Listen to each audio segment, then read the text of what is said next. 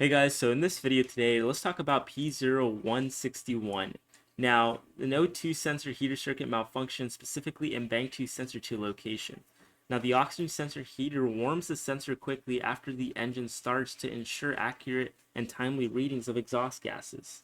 Now, a properly functioning heater circuit enables the sensor to reach optimal operating temperatures faster, improving fuel efficiency and emissions control. Now, Bank 2 refers to the side of the engine opposite Bank 1 in V-type engines, and sensor 2 in this downstream sensor located after the catalytic converter. Now, when this heater circuit fails, the sensor will take a little bit longer to actually activate, but it can cause poor readings and engine performance, and even increase emissions.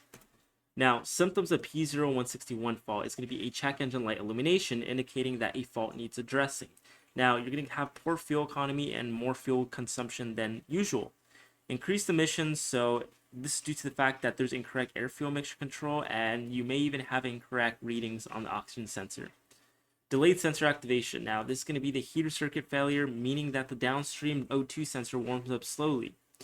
Possible failed emissions test. So this is due to the fact that it cannot pass any mandatory state inspections due to the fact that there's an elevated amount of pollution in the levels of emissions, and this is due to the fact that there's inaccurate sensor feedback.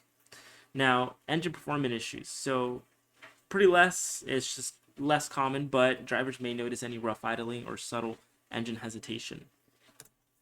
Now, the common causes of P0161. Now, faulty heater element. Now, the oxygen sensor's internal heater element can fail over time and can prevent it from reaching the optimal temperature of accurate readings. Next could be a blown fuse. So a fuse in the heater circuit may blow due to electrical faults, cutting power to the heater and causing the sensor to malfunction. Next is going to be damaged wiring. So wiring in the heater circuit can become damaged, frayed, or shorted and disrupt the electrical flow and trigger the P0161 code.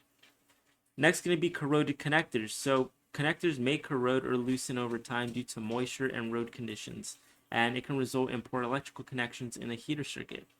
Next is going to be the ECM malfunction. So this is due to the fact that it's incorrectly monitored or can't control the heater circuit, causing false or persistent errors. So